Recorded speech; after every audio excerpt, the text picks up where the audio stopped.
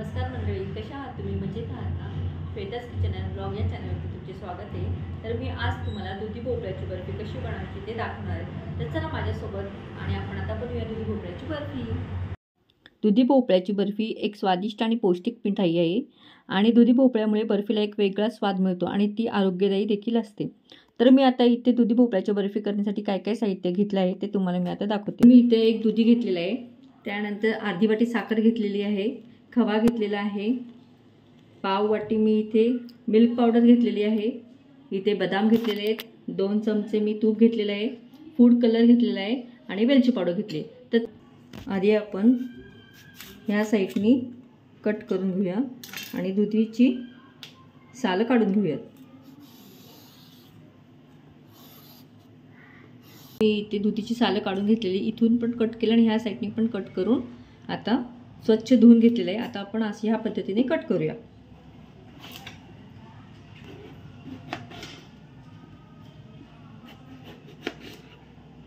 आपण असं कट केलं की हे आतमध्ये जे मऊ असतं, बिया असतात, ते आपण काढून घेणार आहोत. हे आपण घेणार नाहीये. दुधी भोपळ्याच्या आतमध्ये जो हा गर आहे तो आपण काढून टाकलेला आहे.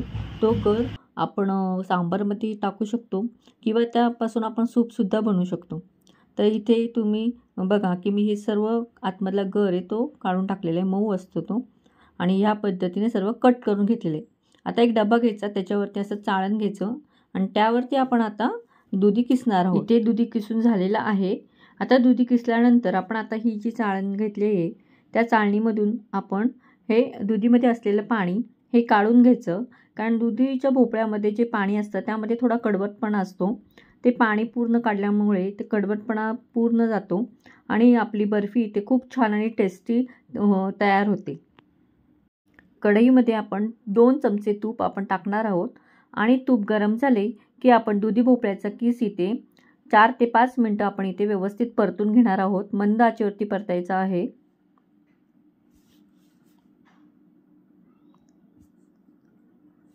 चार ते 5 मिनटं झालेले, छान आपला इथे किस परतलेला आहे. आता आपण त्यामध्ये 1 वाटी फुल क्रीम मिल्क आपण टाकणार आहेत आणि व्यवस्थित आपण परत ह्याच्यामध्ये 10 मिनिटात आपण हे शिजून घेऊयात. आता तुम्ही इथे पाहू शकता 10 मिनिटानंतर आपलं इथे भोपळ्याचा किस आणि दूध छान एकत्र मिक्स झालेलं आहे. आता आपण त्याच्यामध्ये साखर टाकायची आहे.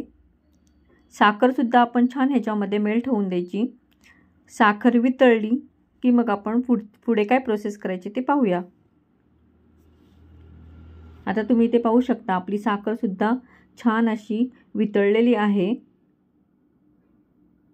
आता हे जे पाणी आहे ते थोडं कमी झालं की आपण त्याच्यामध्ये खवा टाकणार आहोत. आपण इथे खवा टाकूया आणि खवा व्यवस्थित ह्या मिश्रणामध्ये मिक्स करून घेऊया. तुम्ही पाहू शकता इथे आता आपण खवा आणि हे मिश्रण व्यवस्थित मिक्स केलेलं आहे. एवढं सुंदर आणि खमंग असा वास येत आहे ना, खूपच छान. आणि ही बर्फी खाण्यासाठी खूप छान आणि टेस्टी लागते. तुम्ही नक्की ह्या पद्धतीने करा. आता आपलं हे सर्व मिश्रण व्यवस्थित मिक्स झालेलं आहे. दूध पावडर आता मी ते टाकत आहे. आता दूध पावडर पण आपण व्यवस्थित मिक्स करून घ्यायची. हे जिन्नस सगळं छान असं मिक्स व्हायला पाहिजे, म्हणजे गुठळी कुठेच राहता कामा नये. आता थोडा मी फूड कलर टाकत आहे. फूड कलर टाकल्यामुळे कलर एक छान येतो. ऑप्शनल आहे, तुम्ही टाकू शकता किंवा नाही टाकलं तरी चालेल, पण मी ते टाकलेलं आहे, म्हणजे छान दिसते बर्फी आपली इथे. आता मी इथे ड्रायफ्रूट्स टाकणार आहेत. तुम्हाला जे पाहिजे नसेल ते तुम्ही टाकू शकता, पण मी फक्त बदामच टाकलेले आहेत. बदामामुळे खूपच छान या बर्फीची टेस्ट लागते. आता मी सर्व हे मिक्स करून घेतलेलं आहे. आता मी इथे पाव चमचा वेलची पूड टाकलेली आहे. वेलची पूडनी मिठाईचा चव ही खूप छान लागते. स्वादिष्ट अशी मिठाई तयार होते.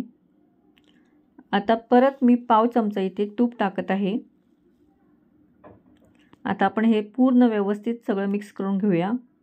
इथे सर्व मिश्रण छान असं मिक्स झालेलं आहे आणि तुम्ही इथे बघा की आपलं हे मिश्रण आहे ते एका साईडलाच गोळा होत आहे. याचा अर्थ की आपलं हे मिश्रण व्यवस्थित छान तयार झालेलं आहे. ताटाला आता आपण तूप लावून घेऊ आणि हे सर्व मिश्रण ताटामध्ये व्यवस्थित पसरून घेऊया. आणि आपण ते थंड करण्यासाठी ठेवूया. रूम टेम्परेचरला 3 ते 4 तासामध्ये हे मिश्रण थंड होतं आणि मी इथे फ्रीजमध्ये ठेवलं आणि अर्धा तासामध्ये तुम्ही पाहू शकता आपली मिठाई इथे सेट झालेली आहे. आता मी हा चांदीचा वर्क आहे तो लावत आहे. हे ऑप्शनल आहे, तुम्ही लावू शकता किंवा नाही लावलं तरी चालेल, पण एक छान दिसते ना, त्यामुळे मी ते लावलेलं आहे.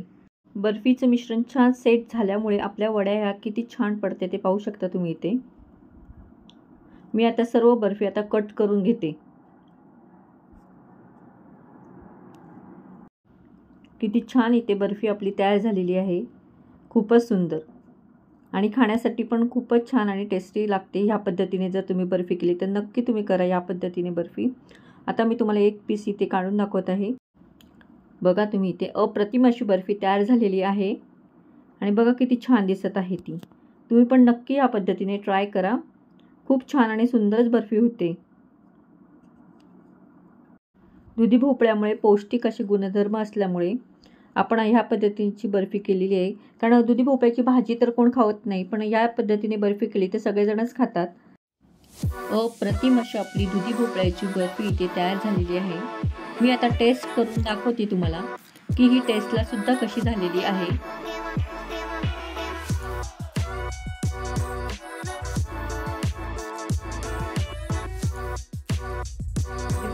मी तुम्हाला टेस्ट करून दाखवते. बघा तुम्ही टेक्स्चर वगैरे खूपच छान आलेलं आहे आपल्या बर्फीचं. तर आपण आता टेस्ट करूया.